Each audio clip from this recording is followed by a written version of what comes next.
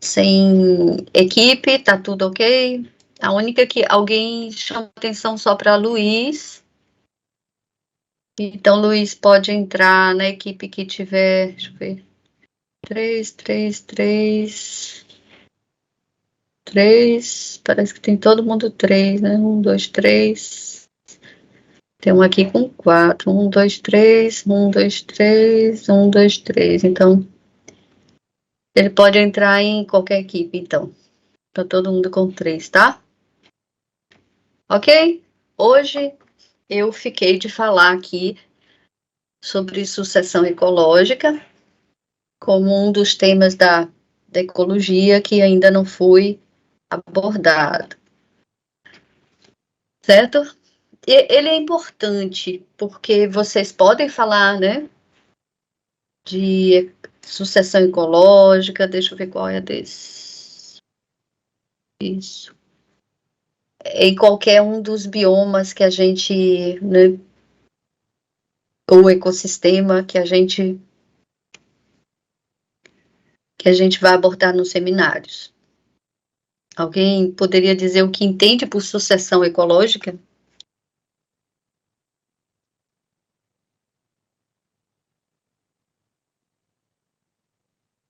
Não? Seria Pode falar. Seria a mudança da vegetação ao longo do tempo, de vegetação jovem, e aí vai passando. Seria sim, mas não sempre ligado à vegetação, né? Uma comunidade aquática também passa pela sucessão ecológica. O que a gente está se voltando de novo para a comunidade, né? Comunidades ao longo do tempo, ou seja, são várias espécies, várias populações, né? E isso, assim, é comunidade. É importante a gente entender que esse é um evento ligado à comunidade, ou seja, várias espécies. E você tem razão, são mudanças que ocorrem. Então, se a gente olha para um lugar que a vegetação foi retirada, né? Desmataram aquela área e ela foi abandonada.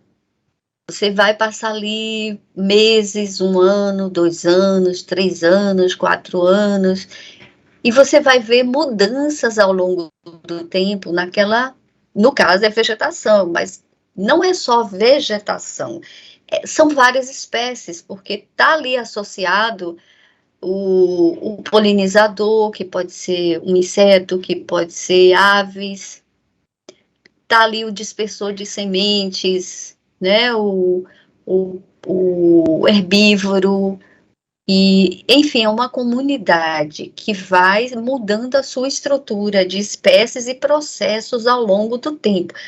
Porque a gente está falando de comunidades, mas está falando também de um lugar. Então, a questão do ecossistema, né? Do que é o ecossistema? O ecossistema é a comunidade interagindo em um determinado local que tem os fatores abióticos. Então, vai haver mudança na estrutura de espécies, mas também o ambiente vai mudar. E os processos ecossistêmicos também vai mudar, né? Que envolve a questão de energia, que envolve a questão de ciclos biogeoquímicos. Então, vai não só na estrutura de processos, ou estrutura de espécies, na composição, qual a espécie que estava no início, ela foi substituída por outro ao longo do tempo, mas também processos, né? Envolve, como eu disse, energia, ciclagem de nutrientes. Então, a gente vai falar aqui, por exemplo, um experimento que eu fazia para ver sucessão ecológica em laboratório era ver o que acontecia numa infusão. Pegava o capim, colocava ali na água, ao longo do tempo eu ia avaliando aquela comunidade. Aquela comunidade era de quê? Era aquática, né?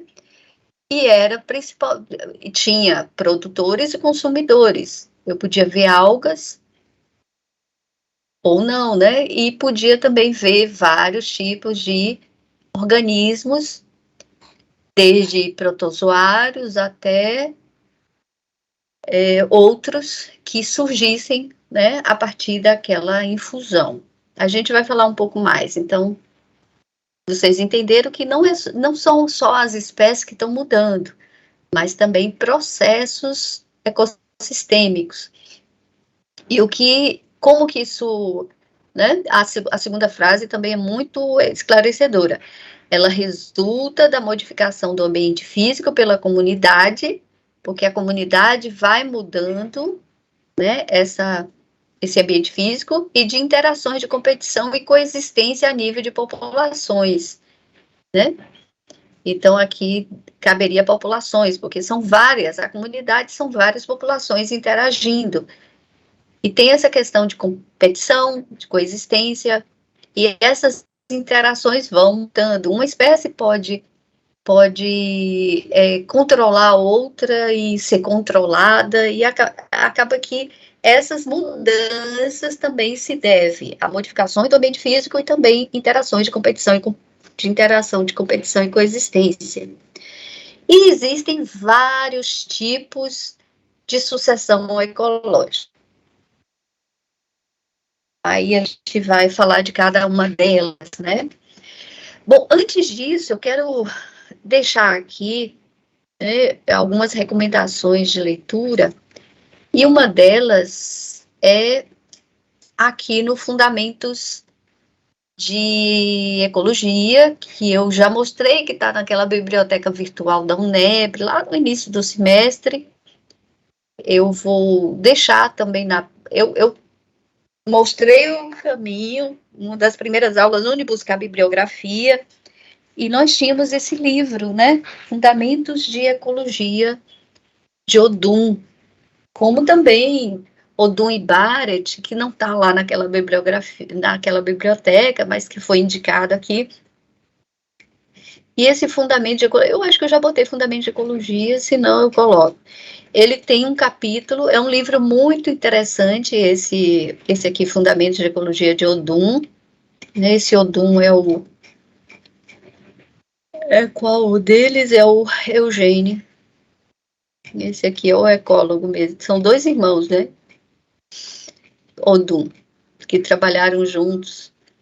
Um era engenheiro, outro biólogo, e eles realmente revolucionaram a ecologia com conceitos, principalmente naquela parte de modelagem e energia, né? Os dois trabalharam e trouxeram conceitos bem interessantes para a ecologia. Bom, então nós temos aqui um capítulo, né? Vários capítulos, lógico, a gente já passou pela questão de ciclos biogeoquímicos, né, com a participação de Simone, já falei algumas vezes da parte abiótica, né, e a gente vai para esse capítulo 9, que fala do desenvolvimento e evolução do ecossistema, porque o ecossistema é isso, é a comunidade e os fatores abióticos, né, interagindo naquele local. E aí a gente falou que esse ecossistema ele acaba mudando ao longo do tempo, né? Tanto as questões, vou botar aqui o 403, né? Então, esse ecossistema ele vai ter mudanças ao longo do tempo na sua estrutura de espécies e também nos seus processos. Então, a gente pode falar de sucessão ecológica como o desenvolvimento do ecossistema com essas mudanças na composição de espécies e nos processos. E a gente sabe que a mudança da composição de espécies resulta também de mudança do ambiente físico. Uma coisa tanto as espécies modificam o ambiente, como também é controlada pelo ambiente, né? Porque o ambiente físico, ele impõe restrições ou ele vai determinar o ritmo dessas mudanças, né? Impõe limites a esse desenvolvimento da comunidade, mas também ele é modificado pela comunidade. Então, recomendo a leitura, né? Esse quadro aqui é o que a gente vai falar daqui a pouco. Ele é um dos quadros mais conhecidos acerca da sucessão ecológica, do que se espera durante a sucessão ecológica de um ecossistema. Então, ele envolve vários atributos do ecossistema, eles vão mudar nas diferentes fases de desenvolvimento, até chegar ao que se considera a fase madura, ou clímax, que seria o máximo que aquele ambiente pode expressar. Como eu disse, o ambiente, ele determina o ritmo, impõe limites ao desenvolvimento da comunidade, né? Por que a caatinga não se transforma em mata, uma floresta pluvial? Claro, há limites pelas questões, principalmente climáticas, né, fatores climáticos, principalmente pluviosidade. Então, você vai ver que o ambiente, ele impõe limites ao desenvolvimento da comunidade, mas, ao mesmo tempo, ele é modificado pela comunidade, né?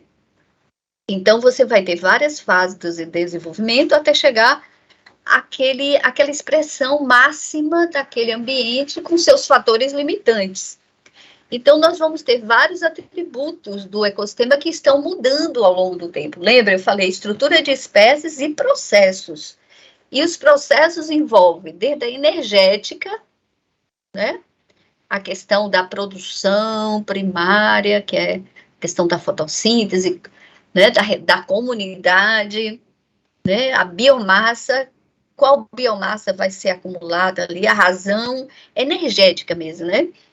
Então, você vai ter desde as fases do desenvolvimento, são várias fases, até as fases, o que a gente chama de clímax, ou expressão máxima daquele ambiente. Energética é uma delas, é um processo, né, envolvendo a produção líquida, a produção biomassa.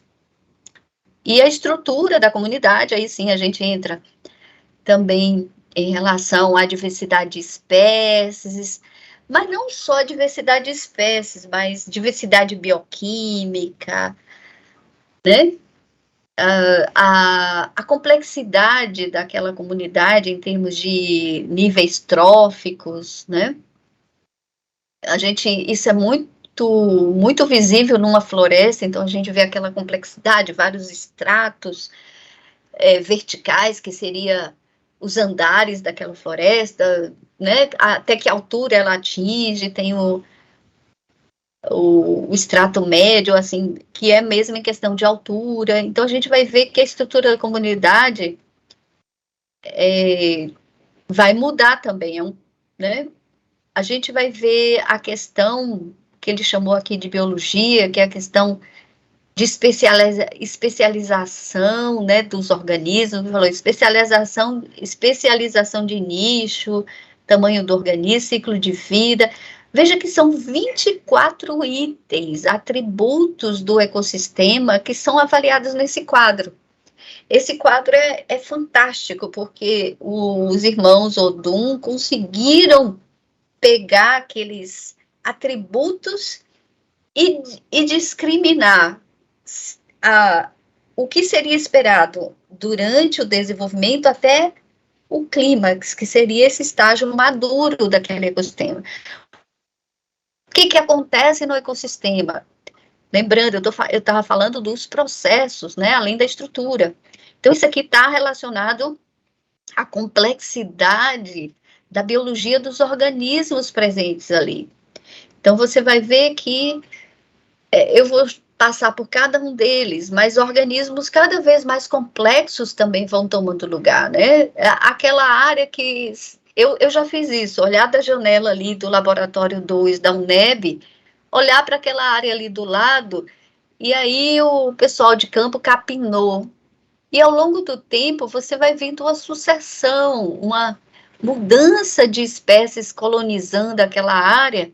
E se a gente deixasse abandonada, a gente ia ver uma capoeira, e talvez até a mata retomasse se não houvesse essa capina constante, né? Isso ao longo dos anos, muitos anos. A questão também de ciclagem de nutrientes, também vai haver mudança nesses processos até um ecossistema maduro nas diferentes fases, né? Você vai ver um certo tipo de né, ou como é esse ciclagem até chegar a um ecossistema maduro, né, a forma de crescimento dos organismos. Acho que vocês já ouviram falar de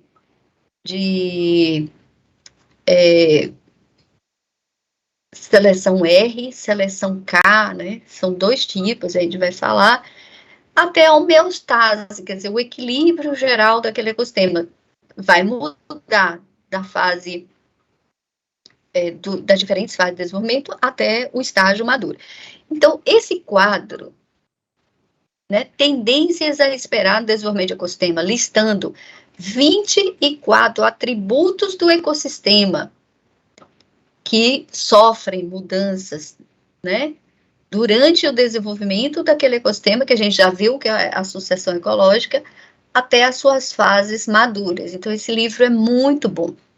Eu vou colocar lá também, tá? E o Rickleff, eu falei de Odum, aqui estou falando do Rickleff. O Rickleff, ele também tem um texto bem interessante. Eu não sei se ele traz aquele quadro lá, né, do Odum, que todo mundo se refere àquele quadro do Odum. Então, você vai ver ele também falando sobre sucessão ecológica, tá? Imagine uma ilha que recém-formada, vulcânica, né? O endurecimento do magma ali formou uma ilha. Imagine o que vai acontecer naquela ilha ao longo do tempo, até a gente ver toda uma comunidade bem estabelecida ali, né? Ele começa citando isso. Ela formou a partir de uma atividade vulcânica, e o que vai acontecer, né? Então, ele começa a analisar o que ocorre, desde os primeiros colonizadores, até, depois de muitos e muitos anos, até o que a gente chama do clímax, né? E aqui o que eu estava falando, né? Capinou, deixou vegetação, tirou toda a vegetação, de repente começou os primeiros organismos colonizadores. Então, o que a gente espera? Espera que as herbáceas, né, capim e outras plantas herbáceas, geralmente com sementes disseminadas pelo vento ou que restaram, né? Lembra que quando a gente foi lá na mata coletar serrapilheira, eu falava, olha para o solo. O solo, ela tem um banco de sementes, porque as sementes, elas vêm. A gente também se refere à chuva de sementes, porque as sementes, elas podem ser carregadas, né, de diferentes formas, pela água, pelo vento, por animais, acidentalmente ou de forma proposital, né, o animal leva o fruto até determinado local, e aí o que existe aqui, né, a partir da chuva de sementes, existe um depósito aqui no solo, então existe um banco de sementes que podem estar viáveis, que também regeneram, né, geralmente são plantas herbáceas, ciclos curtos, né, aquele ciclo anual, bianual, aquelas plantas que não vivem como uma árvore, que pode viver 20, 30 anos, 50 anos, 100 anos. Aqui essas primeiras são as colonizadoras, né? As condições climáticas são diferentes. Ao longo dos anos, a gente vai ver a chegada de arbustos, né? E aí, lembre sempre dessa questão de sementes chegando, chuvas, polinizadores, dispersores, e vai mudando do solo, acrescenta mais matéria orgânica, aí a gente viu a serrapilheira, né? Ela tem ali uma reserva de reprodução para o ecossistema. Vai vendo que as plantas ganham mais altura, fecham mais a copa, quer dizer, o solo passa a ter maior sombreamento, vai mudando as condições do solo, vai mudando também as condições microclimáticas. E mais tempo, árvores maiores, veja que ainda com diâmetros, você vê as árvores com diâmetros, caules mais finos, à medida que se passa os caules, né? E isso também é o quê? Biomassa, acúmulo de biomassa na matéria viva. Então, todos os processos, não só mudança na estrutura de espécie, mas processos ecossistêmicos, eles vão mudando, né? E aí a gente, até essa área, provavelmente tem um clima mais úmido, deve chover um pouco, né? Porque essa última fase, que seria até, veja, do desmatamento até chegar a essa fase, são muitos anos, né? Pode ter 150 anos, como aqui, olha. Aqui em B, né? Imediatamente após o desmatamento, em B já seria 7 anos. Nessa próxima etapa aqui, aqui é B, B é essa. 7 anos, aqui até essa fase foram 15 anos, essa outra fase aqui foram 30 anos, aqui 95 anos e aqui 150 anos após esse evento. Mudaram-se as espécies, não só vegetal, mas também tem aí a fauna, mas processos também vai mudar o solo. Nós temos mudanças no microclima, que facilita a permanência de determinadas espécies, acaba também selecionando as espécies ao longo do tempo. Mudanças promovidas pela comunidade, mas também há um limite imposto pelo ambiente, né? Se chegou até uma floresta é porque tem mais chuva, mais água, do que uma região que chove pouco, por que o deserto não vai além de ser o próprio deserto? São condições abióticas impostas pelo ambiente. E Wycliffe, que eu estou mostrando, ele traz esses exemplos, né? E é interessante também a gente perceber, assim, o que acontece ali. A gente vai para a praia, hoje as praias urbanas a gente não vê mais dunas, nem restingas, mas uma praia mais selvagem, mais isolada, a gente vai ver também uma sucessão ecológica nessa parte do mar para o continente. A gente vai ver, né, essas cenas aí de essa questão de sucessão ecológica. Então, nas dunas, as pioneiras são essas plantas herbáceas, rasteiras, com raízes bem, aquelas raízes bem espalhadas, né? Pouco nutriente existe aqui, mas à medida que essas dunas sem vegetação, elas são móveis, à medida que começa a serem colonizadas por espécies graminoides, reptantes, porque elas se espalham, né? Elas não crescem em altura, mas elas se espalham horizontalmente, acabam protegendo o solo, esse substrato vai sendo impedido de erosão. E aqui um outro estágio, aqui os arbustos, né? Você vê que aqui já começa a acumular um pouco de matéria orgânica, tem muitos rizomas subterrâneos, e aí começam a se acumular nutrientes até a gente chegar a arbustos, né? Começam a se estabelecer, porque mudou também o solo, mudaram as condições ambientais, até chegar uma restinga, né?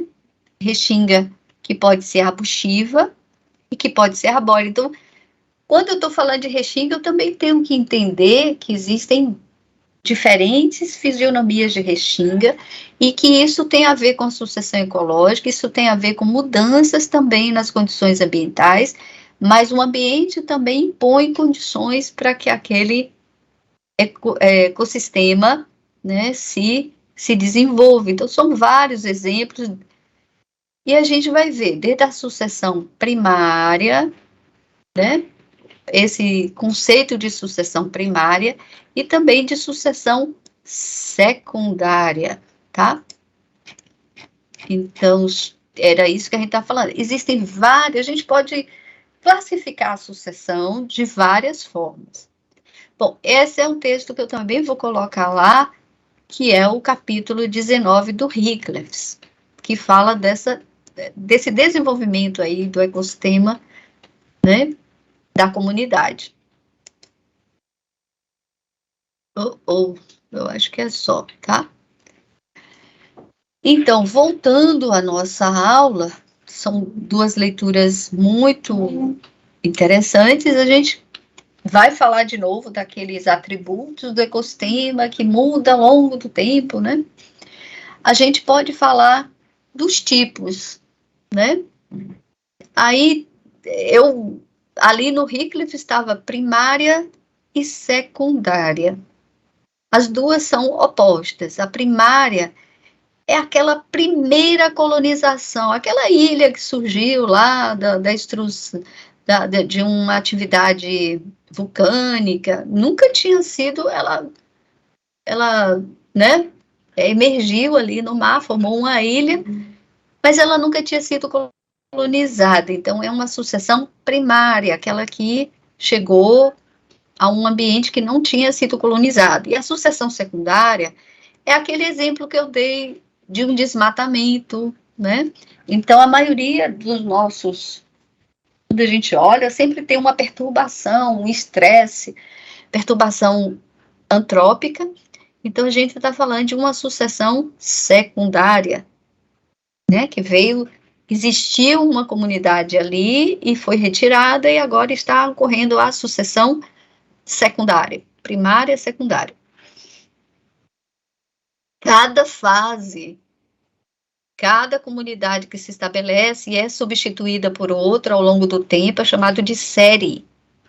Estádios serais, né, são as várias etapas da sucessão ecológica, aqui, ó, estádios serais ou estágios de desenvolvimento. Essa é uma palavra também importante, até chegar ao clímax, que seria aquela expressão máxima possível naquele ambiente.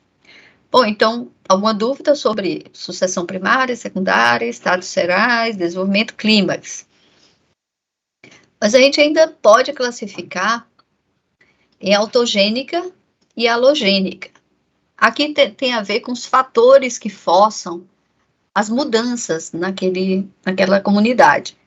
A autogênica é gerada por ela própria, né? São aquelas relações de competição e facilitação que a gente vê ali. É autogênica. A própria comunidade vai, através de suas relações lá, né, de competição e coexistência, a gente vai ter essas mudanças forçadas ou controladas pela própria comunidade. A halogênica é quando há uma força externa, né, um incêndio provocado, né, o fogo no cerrado, quando ele passa, aquele ambiente vai de novo sofrer mudanças, né, uma sucessão ecológica. Então, aqui são agentes externos que forçam as mudanças. Então, a diferença entre autogênica e halogênica. E a última é autotrófica, contrapondo a heterotrófica. Uma autotrófica pode ser halogênica, né, secundária. Então, veja que há uma... você pode classificar ali nesses pares, e uma comunidade pode ser primária, autogênica, heterotrófica ou autotrófica, né? Então, os dois, esse conceito de autotrófica e heterotrófica tem a ver se a questão da produtividade, se a produção é maior que a respiração, ou heterotrófica quando a produção é menor que a respiração. Um exemplo aqui é daquele campo, daquela floresta que foi desmatada. Desmatou, né? Mas os primeiros colonizadores são autotróficos, são plantas. Então, no início, vai haver produção maior que a respiração, né? Para que haja o quê? Acúmulo de biomassa. Então, quando a gente vê que vai das herbáceas, arbustivas, arbóreas, até chegar à expressão máxima de biomassa, né? Que é as árvores acumulam muita biomassa, né, nas suas troncos, folhas. Então, essa autotrófica, ela começa com a produção maior que a respiração. E a sucessão heterotrófica, um exemplo, é a infusão de capim. Então, a infusão, ele não tem produtividade no início. Então, aquele experimento que vocês fazem ali na zoologia e em outras, que você pega capim, coloca dentro de água, deixa apodrecer. O que tinha ali? Tinha uma biomassa, que é o substrato para o quê? Bactérias, né? E as bactérias, elas têm um processo de decomposição, que é a respiração, a quebra daquelas moléculas para obter energia. Então, a respiração é o que inicia naquele experimento. A produção, que seria o que? Algas, né, fotossintetizantes, ou algumas bactérias quimiotróficas, mas assim, a produção naquele momento é menor que a respiração. O início daquela sucessão ecológica, porque vai haver uma sucessão ecológica, ela começa com a produção menor que a respiração, tá? Então, veja que existem muitos tipos que a gente está classificando em relação ao local, se ele já foi ou não colonizado, as forças que dirigem aquela sucessão, ou a relação, a questão energética. Então, em relação às tendências esperadas e aqueles atributos ecossistêmicos que a gente viu naquele quadro do Odum, a questão da energética, o que se espera numa sucessão é que a biomassa e detritos aumentem. Há um aumento, né, da biomassa e de detritos ao longo do tempo. Numa sucessão autogênica, aquela que as forças que dirigem a sucessão são provocadas pela própria comunidade, dirigidas pela própria comunidade. Então, você vai ver a produção bruta, fotossíntese total, aumenta na produção primária, que a gente viu naquele campo, cada vez mais o acúmulo de biomassa, devido ao que? A fotossíntese. E, à medida que mais organismos também, a produção primária bruta está aumentando. Mas existe aqueles pouca mudança, né, na secundária. A produção líquida, à medida que a biomassa aumenta, para manter essa biomassa, ela precisa respirar, né? Então, assim, organismos maiores, como árvores, acaba também, né, quanto mais biomassa, também vai ter um custo para manter essa biomassa. Então, o que seria a produtividade bruta, né? A produtividade bruta seria a fotossíntese total. Então, mas é como o nosso... Qualquer coisa que a gente... né? Vamos fazer aqui uma comparação grosseira. A gente fala de salário bruto, né? Seria a fotossíntese bruta. É o que a gente ganha, né? Mas aí vem os impostos, né? Vem as taxas. E aí esse salário bruto, ele vai o quê? Diminuir. Essas taxas que a gente fala, no caso da fotossíntese, é o custo da manutenção dessa biomassa viva, que precisa, então, respirar, né? Respiração. A respiração é uma forma de manutenção, de obter energia para manter. Então, quando a gente põe salário bruto menos as taxas, a gente vai ter o salário líquido, que é o que a gente recebe. Então, é a produção líquida. Ela seria a produção menos a respiração. A produção bruta, que teria um B, menos a respiração, é a produção líquida. Porque à medida que aumenta a biomassa, aumenta também custos para manutenção dessa biomassa, certo? Então, novamente aqui falando, ó, à medida que aumenta a complexidade aqui, né, de biomassa, a gente também vai ter um aumento na respiração, que é o custo para manter. Então, essa razão aqui, ó, produção, respiração, tende à unidade. É o que se coloca numa floresta madura. Ela produz, tem uma alta produtividade, né? Mas ela também respira, ela tem as taxas, né, para manutenção, que é dado pela respiração, a necessidade de energia para manter aquilo ali. Então, tende a um. Então, uma coisa compensa a outra. Quando chega aqui o equilíbrio, ela não vai ter mais aumento de biomassa. Aí para o aumento de biomassa, porque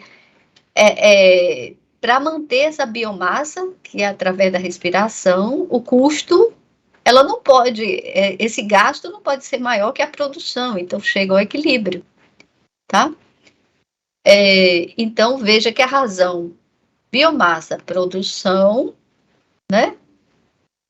Ela aumenta, mas produção, biomassa, ela faz isso aqui, a razão biomassa, produção, aumenta porque acaba que a biomassa, né, ela é complexa, ela dá essa complexidade para o ecossistema. Então, você vai chegar um momento que a produção, ela estagna, né? Você não pode mais aumentar a biomassa, porque você não tem como manter aquela complexidade. Isso é no custo energético ali, a gente está olhando para uma floresta, mas outros ecossistemas também aquáticos e outros. Em relação à ciclagem de nutrientes, o que está acontecendo ali em termos de ciclagem de nutrientes? Os ciclos elementares, né? Aí a gente está falando do ciclo do fósforo, do nitrogênio, do enxofre, né? Que mais aqui? Outros elementos fecham-se cada vez mais. Aí eu vou para aquele artigo que a Simone colocou lá. Uma floresta sobre solos pobres, né? Lembrando, eu não botei aqui imagens, e eu deveria ter mais imagem, ficaria mais interessante. Então, você vai ver que na floresta, por exemplo, a floresta amazônica, né? Então lá, uma complexidade imensa, árvores muito grandes, né? A biomassa é alta aqui, né? De árvores e tal. Mas vocês vão ver que essa floresta é o que está naquele, está sobre amazônica, por exemplo, está sobre solos muito pobres. Vale a pena rever esse artigo. Eu vou lá buscar esse artigo na nossa sala de aula, para que vocês se recordem. Foi colocada aqui por Simone, né? Uma floresta sobre solos pobres. Vou buscar esse artigo para que a gente veja essa questão de... Simone, tá todo... É assim mesmo, ficou todo estranho. Eu vou voltar lá para nossa pasta. Às vezes é melhor botar em PDF. Deixa eu ver onde é que está.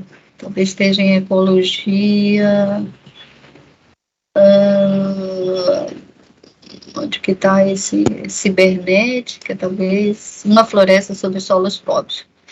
Porque durante isso, né, vai haver muda toda essa complexidade em termos de biomassa, energética, respiração, que seria o custo para manter. E as inter-relações ficam cada vez mais complexas. Você vai ter vários organismos que desempenham papéis importantes e, às vezes, redundantes, ou seja, várias espécies desempenham aquele papel. Então, as inter-relações de competição, de coexistência, começam a mudar. Então, uma floresta sobre solos pobres, que está lá, né, no nosso... mostra uma floresta madura e essas inter-relações que existem, né, e a questão dos ciclos cada vez mais fechados. Então, a gente vai ter inter-relação entre a atmosfera, a biomassa, o solo, os igarapés, essa é a complexidade da Amazônia. Mas o que eu quero mostrar é que essa complexidade, né, Veja que os ciclos, em relação a nutrientes, a perda de nutrientes e a reciclagem, se torna cada vez mais eficiente.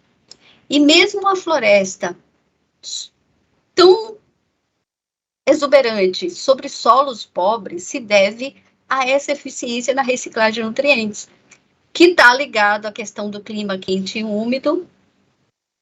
Todos esses fatores aqui, a produtividade biológica, a diversidade biológica, ajudam a questão da reciclagem de nutrientes, porque também tem uma alta diversidade no solo. Toda folha que cai, facilitado pelo clima quente e úmido e pela grande diversidade de microbiota, né, que inclui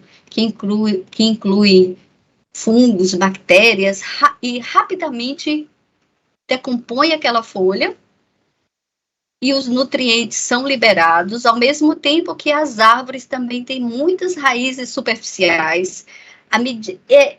Rapidamente, quando há liberação a partir da decomposição, aquelas raízes superficiais imediatamente absorvem aquele nutriente para não perder pela lixiviação, que é a lavagem do solo. Então, essas interrelações e as condições ecológicas que prevalecem aqui na floresta são tão complexas, é realmente um ecossistema clímax que está equilibrando produtividade, respiração e ciclagem eficiente e rápida. Então, são condições ecológicas extremamente interessantes e que trazem, e que conseguem manter aquele ecossistema a máxima expressão daquele clima, que é quente e úmido, uma floresta altamente diversa, complexa, a biomassa, muita biomassa, né?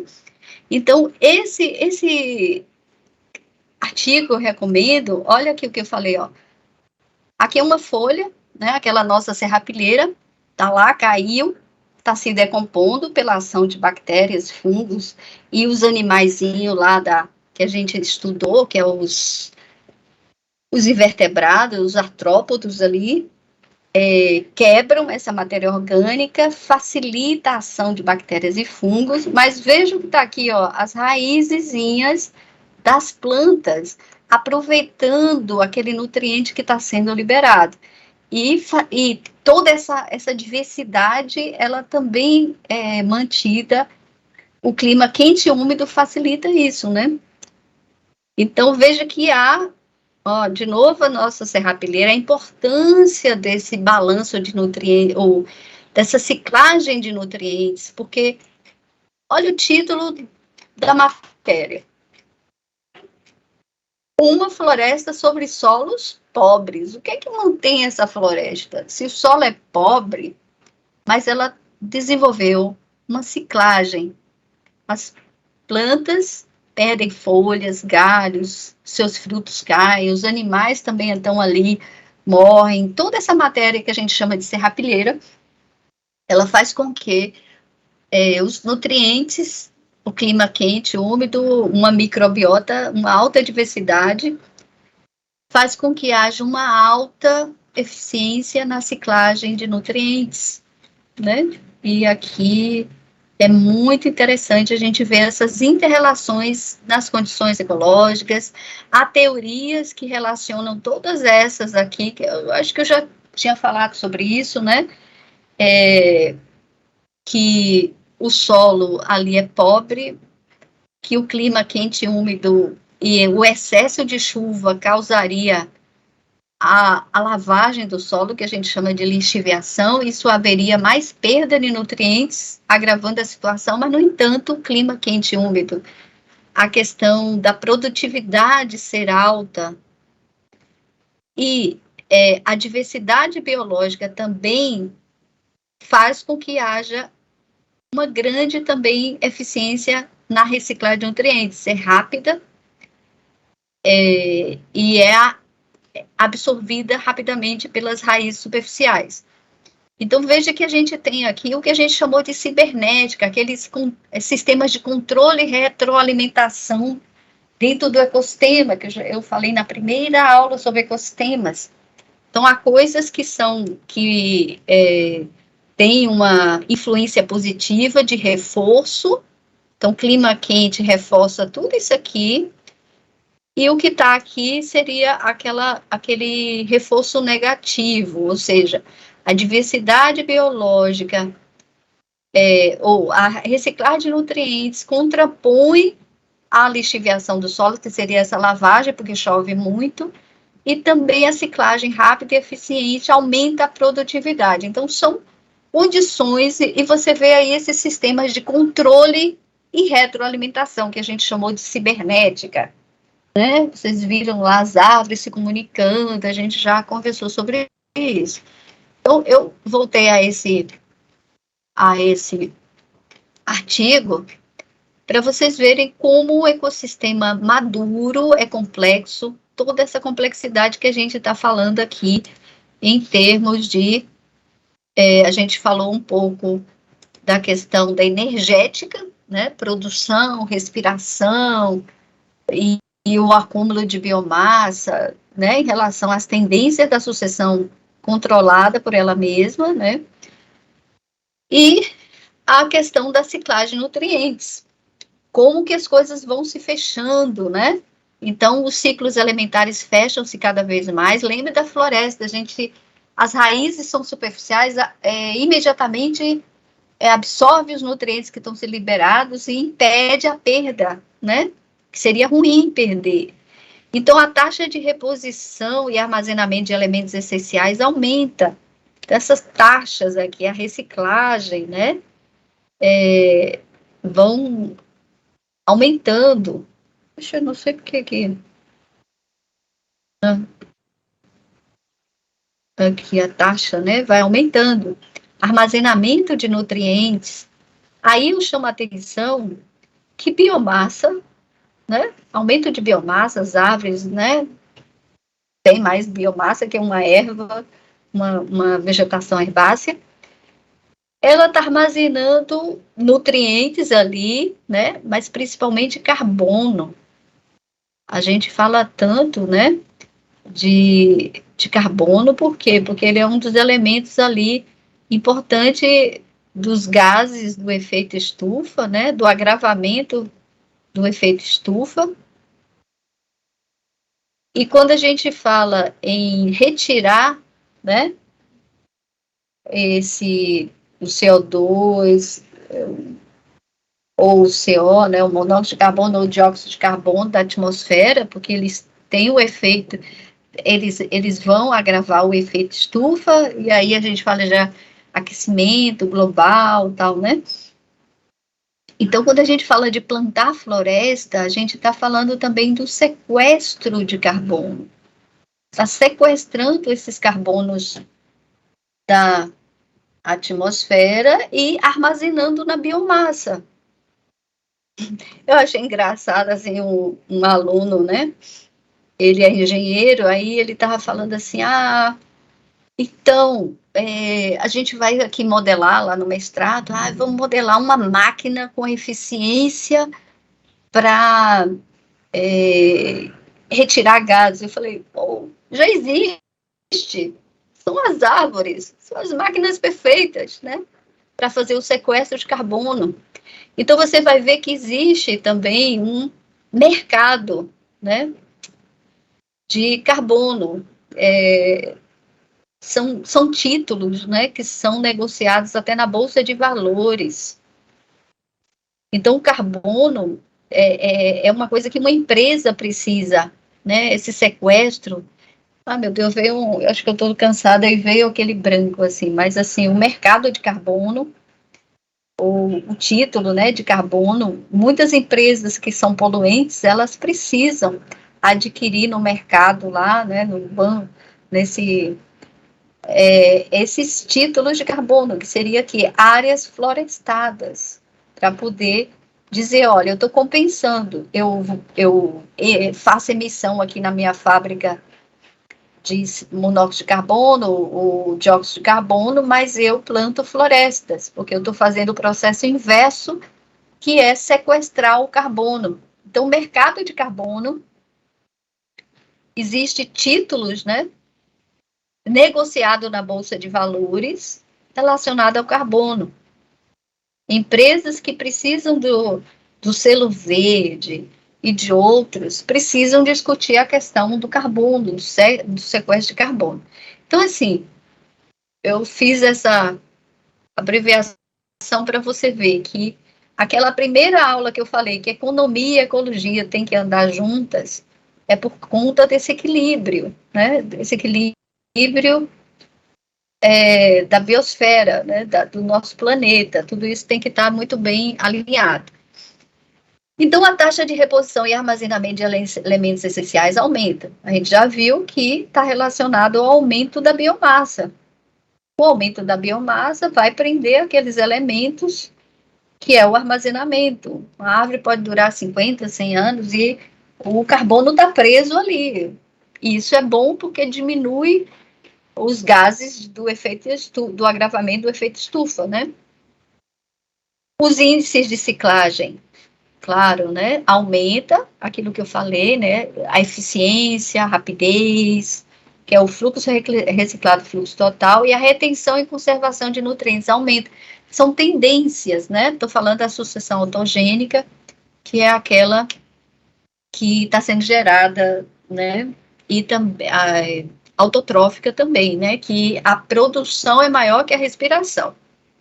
Aí outra tendência aqui é a estrutura de espécies. Essa é a mais conhecida, claro. A composição de espécies, ela vai mudar ao longo dos estádios, né, serais, que é estádios sucessionais, tanto a composição florística como faunística, de revezamento, uma espécie substitui a outra, vai substituindo a outra, né, ao longo do tempo.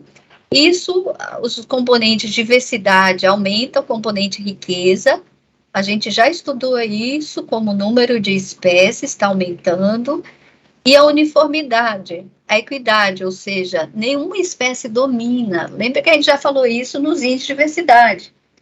Então, a riqueza, o número de espécies aumenta e a uniformidade, ou seja, a equitabilidade. Nenhuma espécie predomina em número de indivíduos. Todas têm um número de indivíduos mais ou menos iguais. E aí a gente vem para aquela questão dos estrategistas. É interessante a gente saber o que é estrategista em R e o que é estrategista em K. Isso está relacionado às espécies. Então, tem espécies que são estrategistas em R e outras que são estrategistas em K. Isso diz respeito à manutenção da própria espécie. Por exemplo, um exemplo muito simples aqui, não só plantas, mas animais, são aquelas espécies que têm, por exemplo, um ciclo de vida curto. Um ciclo de vida curto, as herbáceas, vamos dizer, eles vivem 1 ano, 2 anos, e para manter aquela espécie, ela precisa investir, já que ela não investe em biomassa, que é a permanência do indivíduo, ela investe em sementes para que a espécie continue. Então, aqueles de vida curto e que... O exemplo aqui é planta, mas, assim, pode ser animais. Tem muitas espécies de peixes que liberam, assim, milhões de ovos. Uma fêmea libera milhões de ovos para ser óvulos, né, para serem fecundados externamente. Então, são óvulos. Então, muitas sementes são liberadas para continuar a espécie. Mas, ao mesmo tempo, então, tem um número muito alto, né, de sementes, ou óvulos, ou filhotes, né? Mas também tem uma alta mortalidade no início, porque não tem o cuidado parental. No caso, assim, algumas espécies marinhas, elas reproduzem, liberam os óvulos e depois são fecundados, né, transformam em ovos, mas tem uma alta mortalidade.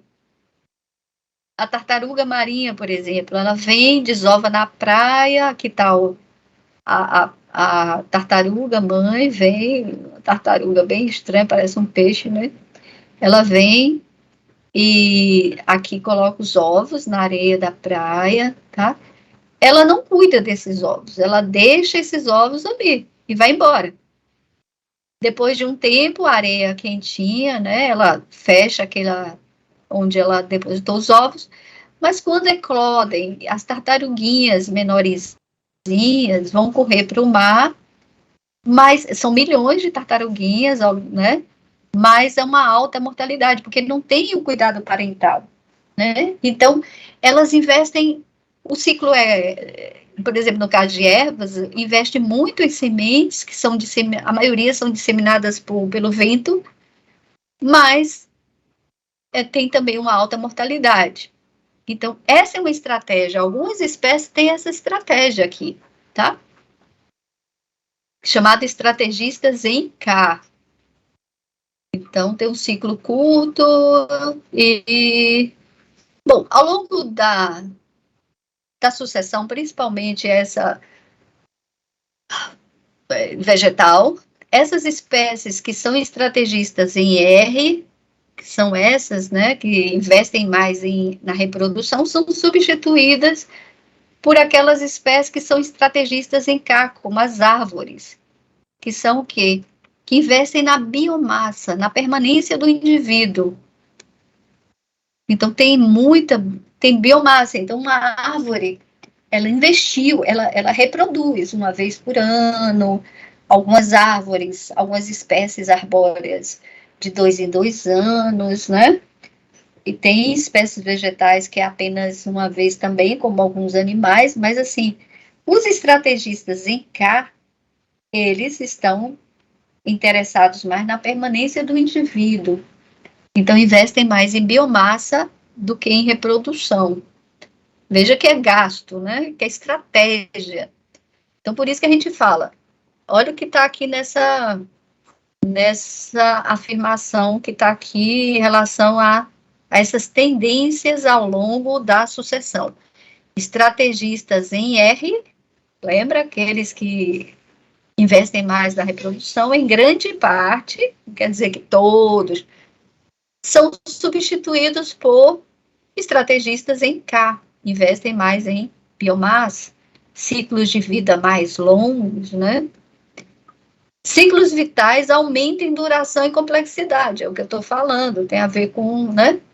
Realmente, as espécies que vão ao longo da sucessão, elas têm ciclos vitais mais longos e complexos. Também o tamanho do organismo e ou propágulo, como semente, prole e tal, aumenta. É o que eu falo da floresta, cada vez mais organismos, o tamanho do organismo, do propágulo, da prole, aumenta. E a simbiose mutualística também aumenta. Olha quantos processos, né? Não é só a questão de uma espécie ser substituída pela outra, mas vários processos ali dentro daquela comunidade, processos ecossistêmicos, estão mudando. Gente, se quiser perguntar, por favor. Uma outra tendência, deixa eu beber água, ou vocês estão entendendo tudo, ou eu estou falando. Alguém quer fazer alguma pergunta?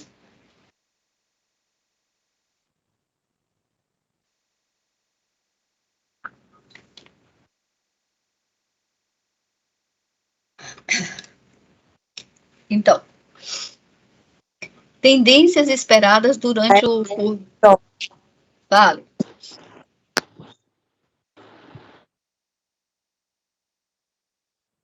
O microfone acho que está dando um probleminha. Tem alguma coisa no chat, se alguém quiser ler, porque eu não estou olhando o chat.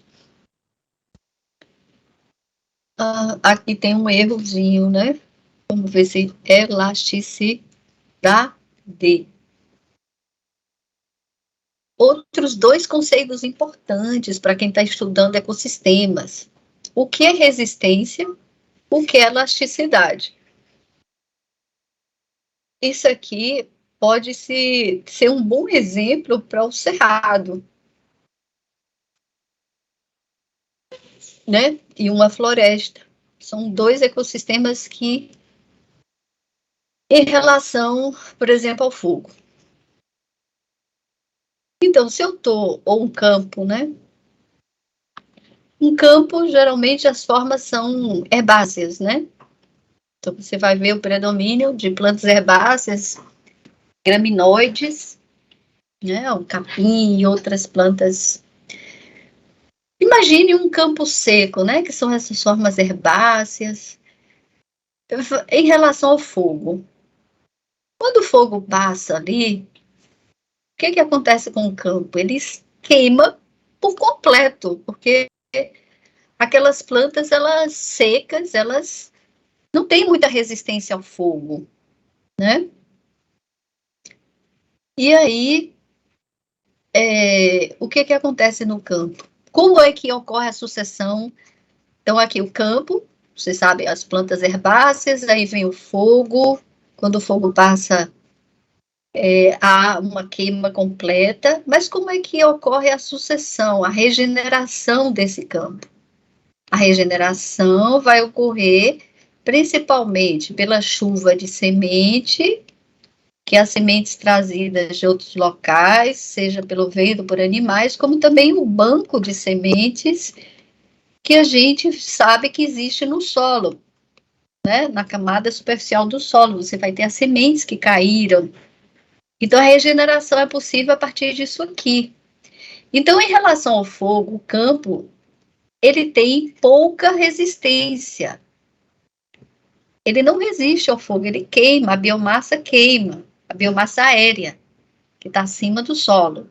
Não se sabe a biomassa subterrânea, que são as raízes, tubérculos, tal. Muitas espécies também recuperam através de tubérculos, né, que são subterrâneos. Mas você vê que esse ecossistema, ele tem pouca resistência, mas tem grande elasticidade, né? Ela tem essa capacidade de regenerar a partir disso aqui, tá? Vamos analisar agora a floresta.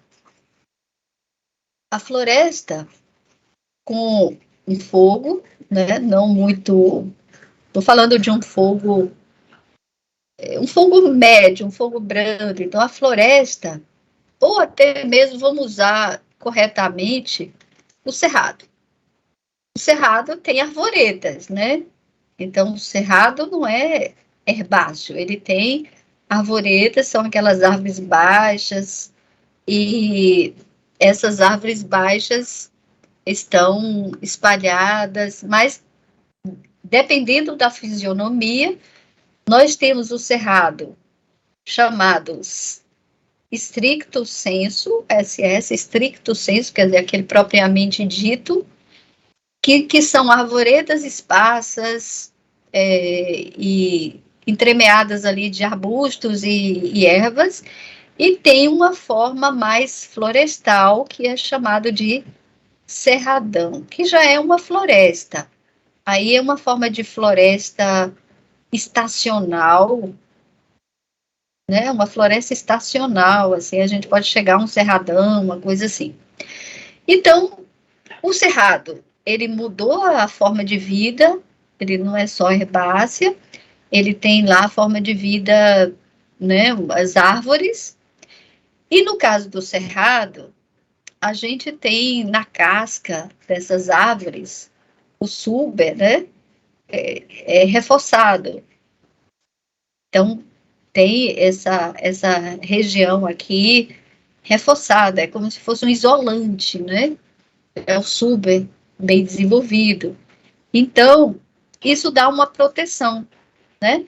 Então, a gente poderia falar que a resistência, ela, ao fogo, é maior do que as herbáceas lá do campo. Então, ela tem uma resistência, né, a isso. Como as florestas também, por conta da... É difícil queimar, a não ser que seja um fogo muito intenso, muito forte, para queimar uma árvore. Mas, geralmente, e no cerrado que tem esse super, né, bem desenvolvido, então o fogo, ele acaba queimando, porque o cerrado também tem arvoretas mais herbáceas, mais arbustos, mais herbáceas, né, tem todas essas formas de vida, né, as herbáceas, elas queimam, os arbustos um pouco, e as arvoretas, elas resistem e sobrevivem num fogo médio adequado, né, do cerrado, não for aquele fogo intenso. Então, essas árvores do cerrado, ela acaba protegendo as suas gemas apicais, às vezes queima aqui, né, toda a parte aérea, as folhas são queimadas, mas ela tem as gemas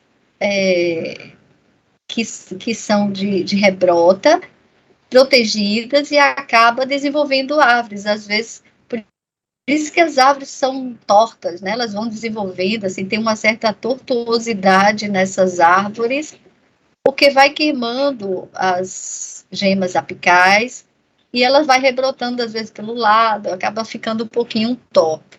Então, essa questão de elasticidade e resistência, né? Eu falei só em relação ao fogo, mas pode ser outras resistências a outros fatores do ambiente físico, ao longo da sucessão, né, que a gente está falando aqui, a resistência aumenta e a elasticidade diminui.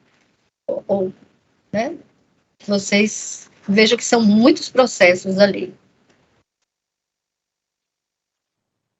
Querem perguntar alguma coisa? Eu falo, ninguém. Vai dar um intervalo, coisa. Prof? Posso estudar. 5 minutinhos, tá? É o momento de tomar água, cafezinho, tá? Ô, Graziela, eu queria colocar hoje, mas não foi possível. Até a sexta que vem a gente está postando e a gente vai comentar também, viu? Só um pouquinho de paciência, esse mês foi tumultuado aí. Ok? Bom, 5 minutos, voltamos às 10h20.